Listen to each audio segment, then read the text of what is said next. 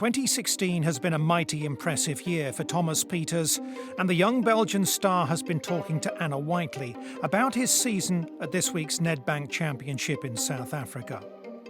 It was a year which saw Thomas secure a place in Europe's Ryder Cup team with a back-nine birdie blitz at the Made in Denmark tournament, securing a third European Tour victory in the space of just 12 months. Brilliant, absolutely brilliant for Thomas Pieters from Belgium. And this young man of extravagant talents is suddenly beginning to come good. And will it be enough to ensure a Ryder Cup debut as well? Do you think this might have cemented your spot? I have no comment to that, but well, everybody will find out tomorrow. We'll see. Do you think you've made a little bit of a headache for Darren Clarke over the weekend? I would say so, yeah. Yeah, well, great champion and well done, Thomas. Thank you very much. Thomas, your progress in the game recently has been quite amazing. If someone said to you 2 years ago that you would achieve what you have gone on to this year, what would you say to them? Well, if you think about it, it has been long, since I was five, since I started, or since I was 13 when I started working with Peak Island. It's been a long road, but obviously I'm still very young. I think he likes it. Oh, and he should love it. You dream and expect these things to happen, and when they really happen, you have to just kind of take a moment and realize what you've done.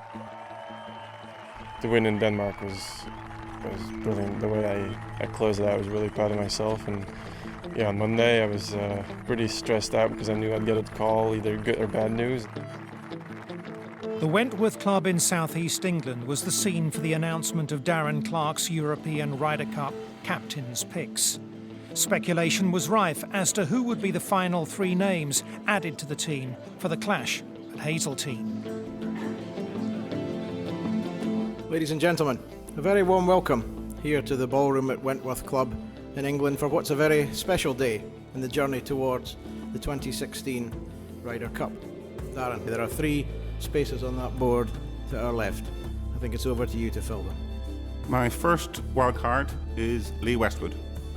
My second wild card is Martin Kamer. And my third wild card is Thomas Pieters. We all agreed on Lee and Martin with the experience that they bring to the team.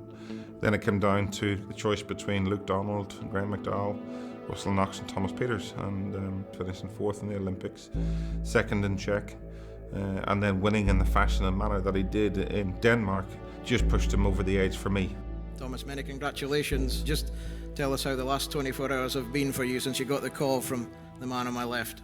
It's pretty cool, to be honest. It has sunk in, and I just can't wait to get on that plane and just be with the team the whole week.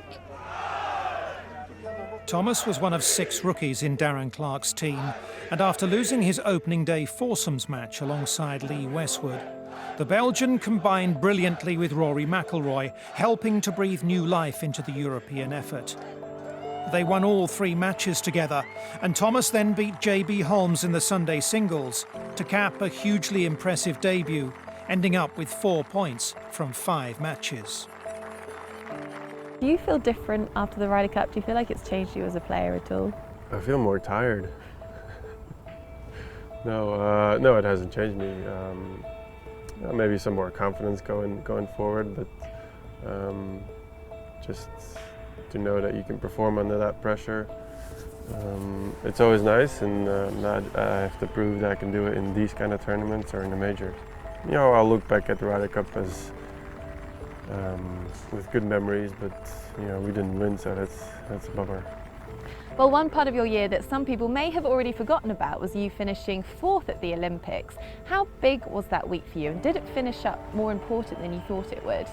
I feel like having played the Ryder Cup and the Olympics in the same year was brilliant, and I think as a professional athlete, the Olympics is by far the highlight of your career. But as a professional golfer, I think the Ryder Cup is something more special.